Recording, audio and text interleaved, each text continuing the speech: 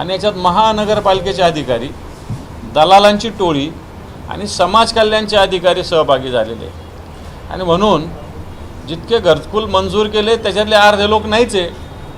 काही लोकांचे बँकेमध्ये मोठे मोठे खाते ज्याच्यात कोट्यवधी लाखो रुपये आहे, इन्कम टॅक्स ते भरतात, अशा पद्धतीनं घरकुल आहेत। या घरकुलासाठी देवेंद्रजी फडणवीस आणि एकनाथ शिंदे साहेबांचा कास्ट सर्टिफिकेट, आधार कार्ड, इन्कम सर्टिफिकेट आणि महानगरपालिकेची टॅक्स पावती मी सभागृहात दाखवली।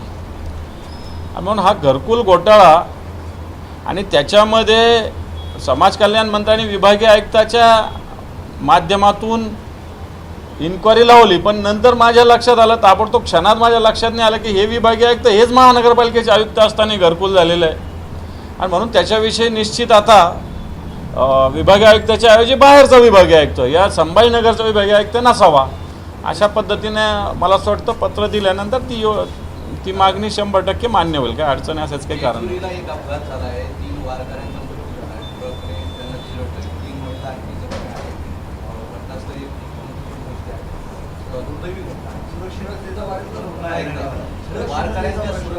हे पहा, मला असं वाटतं आम्ही वारी सुरू व्हायच्या 2 दिवस आधीच ज्या पद्धतीनं मिसिंग लिंकवर घटना घडलेली होती त्या पद्धतीनं वारकऱ्यांच्या, कारण सरकारने सुद्धा आवाहन केलं होतं वारकऱ्यांनी देहूला किंवा आळंदीला येऊ नये, डायरेक्ट पुण्याला यावं, आणि त्याच वेळेस हा मुद्दा आम्ही उपस्थित केला। वारकऱ्यांची सुरक्षितता, पावसापासून संरक्षण, रस्ता, दळणवळण, वाहतूक, आणि मला वाटतं जे नाही व्हायला पाहिजे ते झालेलं आहे। 3 वारकऱ्यांचा मृत्यू हा दुर्दैवी आहे। आणि याला हे बा आता, कारण ही काही वारी काही अचानक असते का, तर वारी वर्षानुवर्षे आपली परंपरा आहे। त्याच्यामुळे इथं या सगळ्या वाहतूक, याचे प्रश्न, याची जबाबदारी ही राज्य सरकारची। राज्य सरकार याला 100% जबाबदार येतं सांगेल मी। आता मुख्यमंत्री जावं का उपमुख्यमंत्री जावं, जो बूंद से गई वो हौद से नहीं आती। अशीच एक घटना धाराशिवमध्ये घडली आहे। वारकऱ्यांना ते काही पेय देण्यात येत होतं, त्यामुळे 2 जणांना विषबाधा झाली आहे। थोडक्यात सगळ्या वारकऱ्यांपर्यंत ते पेय पोहोचलं नाही म्हणून वाचलं, पण ते वाटत होते तिथे ते 2 नर्सने आधी दिल्या आणि त्या गंभीर आहेत। आता याला खरं तर लोक चांगल्या भावनेनं अशा पद्धतीनं पाण्याची व्यवस्था, अन्नदानाची व्यवस्था, फराळाची व्यवस्था करत असतात, पण तो असं पेय मला असं वाटतं कशा पद्धतीनं बनवलं, कोणी बनवलं, जाणीवपूर्वक बनवलं की चुकून झालं।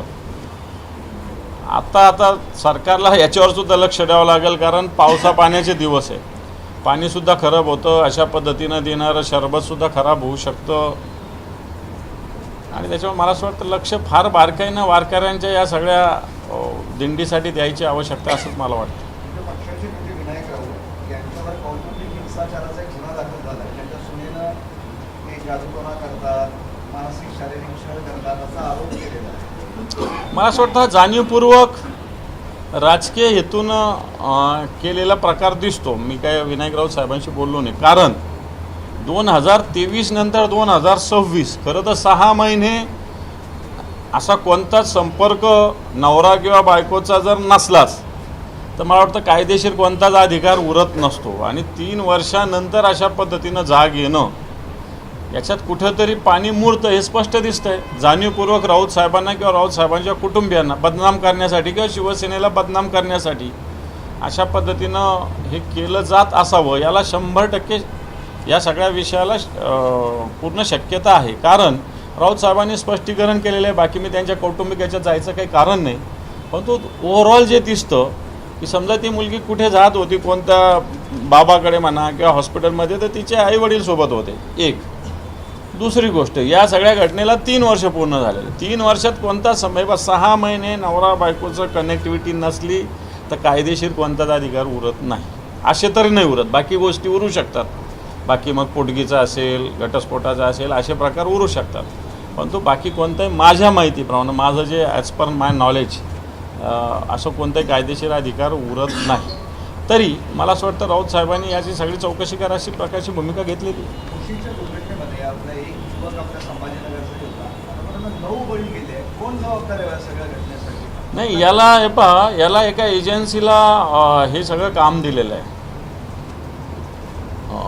दोन कंपन्या आहे, मला त्या कंपनीचं नाव नाही लक्षात, पण एक BVG त्याच्यात एवढं मला माहिती आहे. आणि खरं तर या जी इमारत आणि हे जिथं कचरा आहे त्याच्यात 100 मीटरचा बफर झोन असला पाहिजे असा नियम आहे. 100 मीटरचा, तो 30च मीटरचा आहे. तिथं माझ्या माहितीप्रमाणे 100 मीटरचा बफर झोनमध्ये हे जे डम्पिंग आहे आणि कोणती इमारत असो त्याच्यात 100 मीटरचं बफर झोन असावा असं आहे. तिथं 30 मीटरचाच बफर झोन आहे एक. आणि याच्यात ज्या कंपन्यांना हे दिलेलं आहे त्यांनी प्रोसेसिंग सगळं उशिरा सुरू केलेलं आहे. ढिगारच कोसळलेला आहे. त्याच्यात पहिला मजला पण आला, म्हणजे किती उंच ढिगार गेला होता ते आपण त्याची कल्पना करू शकतो. मला वाटतं याला कंपनी आणि महानगरपालिका दोन्ही जबाबदार आहे. ज्या कंपनीला काम होतं ती कंपनी आणि तिच्यावर नियंत्रण ठेवणारी कॉर्पोरेशन, या दोन लोक याला जबाबदार आहेत, दोन संस्था याला जबाबदार आहेत.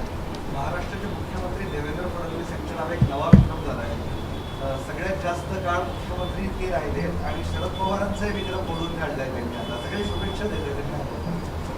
मला असं वाटतं रोज विक्रम करत असताना सगळ्यात जास्त भ्रष्टाचार त्यांच्याच काळात होतो, सगळ्यात जास्त घोटाळे त्यांच्याच काळात होतात, सगळ्यात जास्त कायदा आणि सुव्यवस्थेची अडचण त्यांच्याच काळात निर्माण होते. या पण गोष्टीकडे बघितलं पाहिजे. नुसता विक्रम जास्त दिवसाचा करण्यापेक्षा जास्त कार्याचा सुद्धा होण्याची आवश्यकता आहे. राज्यातील मागासवर्गीय विद्यार्थ्यांच्या वसतिगृहाची प्रेरणा आहे आणि त्या ज्ञात आहे.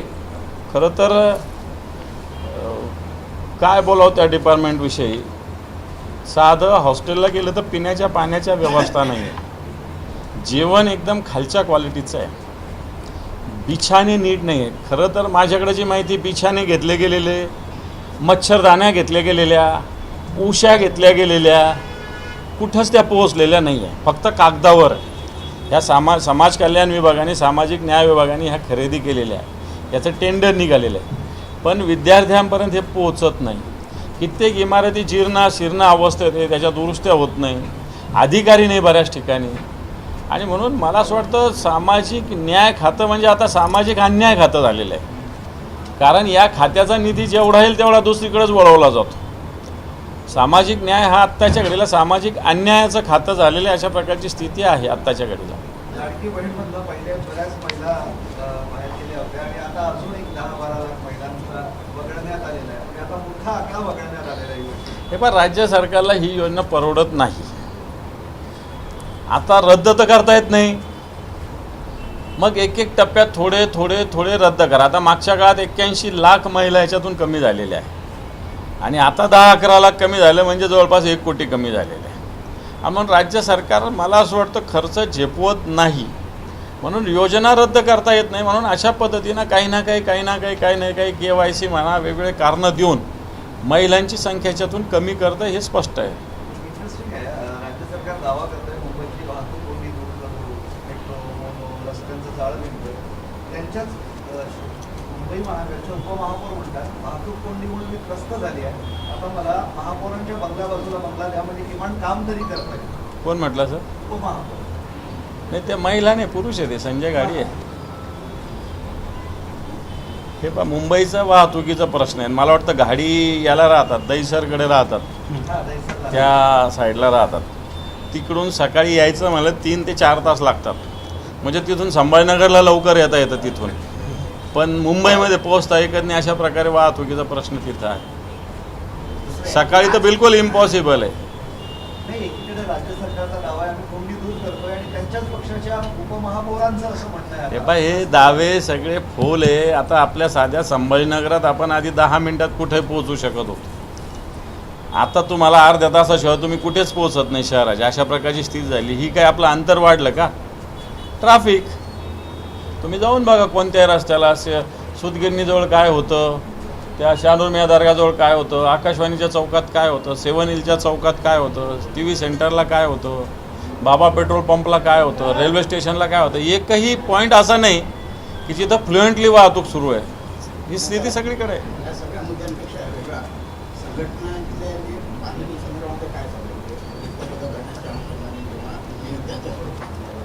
हे होतंय. आता आजच सगळ्या 9 विधानसभेच्या बैठक आहे आमच्या आता थोड्याच वेळात, आणि जे खालच्या स्तरावरचं आहे ते हळूहळू आमचं चालू आहे. आणि एकदा हे क्लिअर झाल्यानंतर मग वरच्या स्तरावरचं एकदाच होईल. शेतकऱ्यांची अवस्था दारुण आहे. पेरण्या झाल्या नाही, पण 50% आणि पेरण्याची चिन्हही नाही आहे. शेतकरी मदतीच्या प्रतीक्षेत आहेत. काही चिन्ह दिसत नाही असं. मागच्या वेळेसपेक्षा आत्तापर्यंत फक्त आजच्या घडीला 40%च पाऊस आहे. अल निनोचा धोका आहे, परंतु या अल निनोचा धोका असताना त्याला सामोरं जाण्यासाठी योग्य ती यंत्रणा अजूनही उभा केलेली नाही. उलट जी 40% पेरण्या झाल्या, पेरण्या ज्या होत आहेत त्याच्यातही बी बियाण्यामध्ये फसवणुकीचे मोठे प्रकार समोर येत आहेत आणि दुर्दैवानं त्याच्यात खाजगी कंपन्यापेक्षा सरकारी कंपन्यासुद्धा सहभागी आहेत. त्याच्याविषयी मी मुंबईला 14-15 तारखेला बोलणार आहे. परंतु याच्यात सरकारच्या ज्या बी बियाण्याच्या कंपन्या यासुद्धा याच्यामध्ये सहभागी आहेत. खरं तर सरकारने आता या घडीला शेतकऱ्यांना पूर्णपणे आधाराची आवश्यकता आहे. मुंबईत जरी अतिवृष्टी झाली असेल तर उर्वरित महाराष्ट्रामध्ये विदर्भ असेल, मराठवाडा असेल, इथं पावसाचं प्रमाण 40%वरच आहे. अजूनही टँकर सुरू आहेत. पण याच्यासाठी सामोरं जाण्यासाठी सरकारने प्रभावी यंत्रणा उभी करण्याची आवश्यकता आहे. 3 हात नाक्यावर एक अपघात झाला आहे. नेत्याचं वाढदिवसाचं खूप मोठं बॅनर पूर्ववर रीवर लावतो, ते पडलं आणि त्याच्या खाली एक माणसाचा मृत्यू झाला. कोणता नाका? 3 हात नाका मुंबईचा 3 हात. म्हणूनच पडलं 3 हात नाका ठाणे. आता खरं तर मग तसं पाहायला गेलं तर आपल्या संभाजीनगरात चांगली स्थिती आहे. एवढी वाईट स्थिती ठाणे, नवी मुंबई, मुंबईमध्ये म्हणजे हे कबूल करायला काही हरकत नाही अशा इनलिगल होर्डिंगच्या विषयी. आपल्या इथं बरंचसं नियंत्रण आहे. पण ठाणे आणि मुंबईसारख्या ठिकाणी बरं लावतो कोण? सत्ताधारी पक्षाच्याच लोकांचे असतं. सगळ्यात मुख्यमंत्री आणि उपमुख्यमंत्र्याचे रोज पोस्टर असतात. जो कोणी विमानतळावर येणार त्याचे स्वागताचे 100 बॅनर लागलेले असतात विमानतळाच्या ठिकाणीच. खरं तर हेच लोक नियम पाळत नाही तर लोकांना काय नियम सांगणार तुम्ही? मुंबईमध्ये मेलबर्नमध्ये जो माणूस पडला, कंत्राटदार होता, त्याला नोटीस बजावण्यात आली. त्याची बेपरवाई अशी की त्याला नोटीसीला उत्तर देण्याचं सुद्धा स्वारस्य नाही. फाट्यावर मारतोय महापालिका, लोकांचा मृत्यू झाला. असंच आहे ते. मुंबईमध्ये गुत्तेदारांचं राज्य आहे आणि भारतीय जनता पार्टी आणखी या गुत्तेदारांचं राज्य मजबूत करते. पूर्णपणे टक्केवारीमध्ये मुंबईची महापालिका आत्ताच्या घडीला गुंतलेली नाही, डुंबलेली आहे. आणि म्हणून मुंबईचे महापौर असो किंवा स्टँडिंग कमिटीचे चेअरमन असो किंवा मुंबईचं प्रशासन काही करू शकत नाही अशा प्रकारची स्थिती. खरं तर मॅन हॉलमध्ये माणूस पडला, महापौराच्या समोर एक माणूस खाली डबक्यात अधिकारी बुडला. अशा सगळ्या स्थिती मुंबईत असताना अजूनही यांना लाज आणि शरम कोणतीच नाही आहे. नियंत्रण जिल्हा मध्यवर्ती बँकेची आता निवडणूक होणार आहे, अध्यक्ष उपाध्यक्ष. आता एकीकडे तुम्ही आहे, दुसरीकडे कल्याणकडे आहे. रेसमध्ये कोण राहणार? नाही नाही नाही, आपण रेसमध्ये नाही, परंतु त्यांची मजा बघू ना आपण.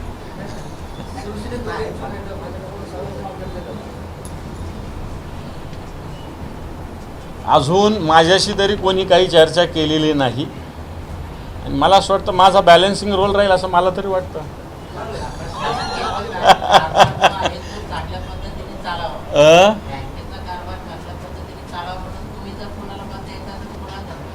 नाही नाही, ही शेतकऱ्यांची बँक आहे.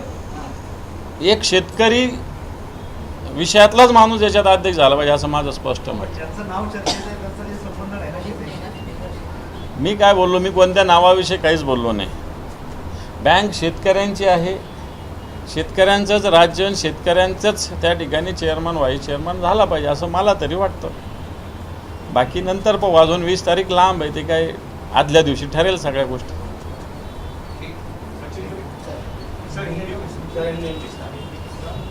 हिंदी में क्या चाहिए? महाराष्ट्र सरकार ने किसानों के लिए कर्ज माफी घोषणा की। हाँ, क्या बोलेंगे? घोषणा भी 3-4 महीने से 10 बार की उन्होंने घोषणा, लेकिन अभी तक कर्ज माफ़ी मिली नहीं है. पहले जून एंड कहा था, फिर और जुलाई की कुछ 5-6 तारीख दी गई. आज जुलाई की 13 तारीख है.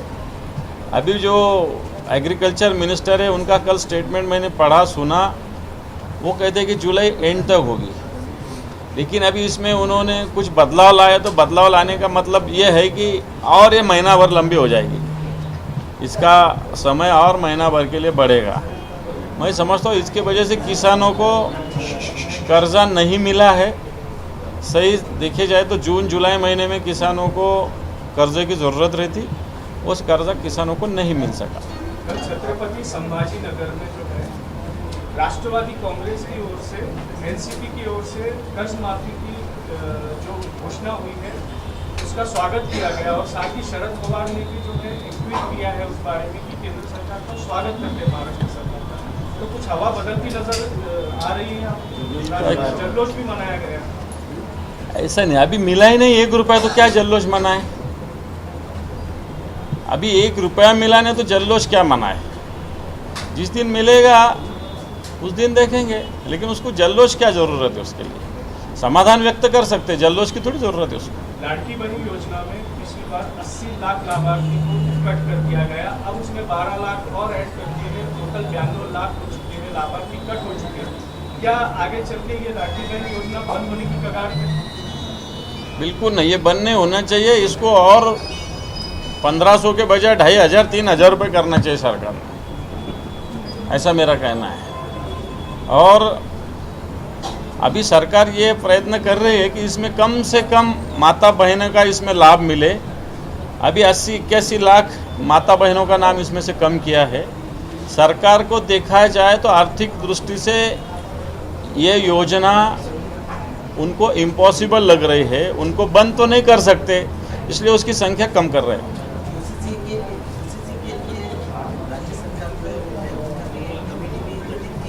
क्या के लिए? यूजीसी के लिए? यूसीसी यूनिफॉर्म सिविल हाँ, वो हो गया ना, फिर वो हो गया। उसके लिए कमेटी की है, अगले दिसंबर के सेशन में आने वाला है, उसके कमेटी की है, देसाई कमेटी उसमें की है सरकार ने। जो यूनाइटेड सिविल कोड जो है अपना समान नागरिक कायदा, उसके लिए मैं समझता हूँ क्या आता है उसमें देखेंगे, बाद में बात करेंगे। अभी आया ही नहीं तो उस पर क्या बात कर लेंगे। रामदास आठवले ने कहा है कि 15 जो शिवसेना के विधायक, यूनिटी शिवसेना के विधायक हैं, वो शिवसेना में आना चाहते हैं। अच्छा, ठीक है, अच्छा उन्होंने कहा।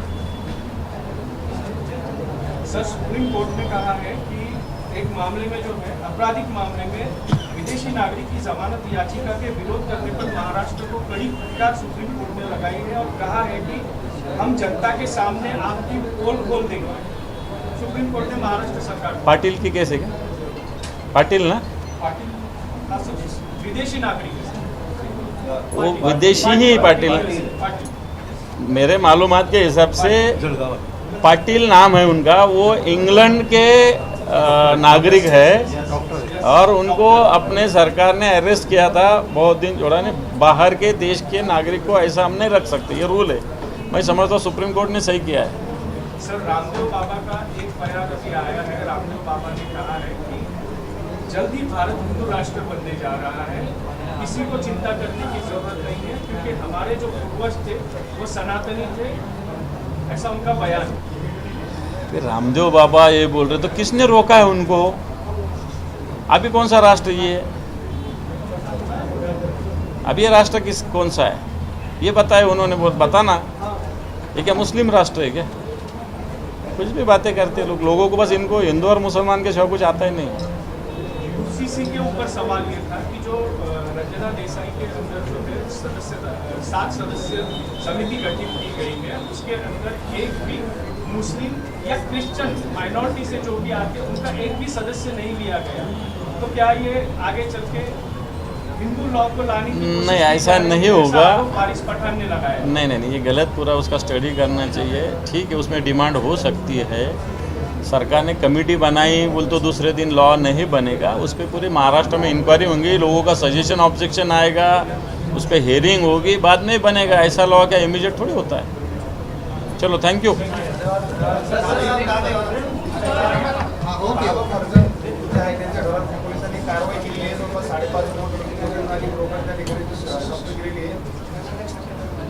माझं मत असं आहे, ही संपत्ती 5.5 कोटीपेक्षा मोठी असावी असं माझं याच्यातलं मत आहे। मी CP साहेबांना याच्यात फोन केलेला आहे, कारण बाबा फर्जनकडे मीही जात होतो, फक्त कोविडपासून बंद झालं माझं जाणं येणं, नाही तर कोविडच्या आधीपर्यंत बाबा फर्जन एक तसं पाहायला गेलं तर एक ॲग्रेसिव्ह आक्रमक हिंदुत्ववादी नेतृत्व होतं या शहरातलं होतं।